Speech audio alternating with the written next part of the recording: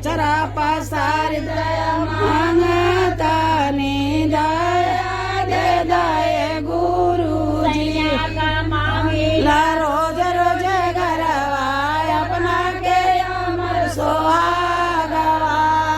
सैया के मांगी ला रोज रोज गरवा अपना के अमर सोहागवा अचरा पसार दया मांगता ने दया दे दया गुरुजी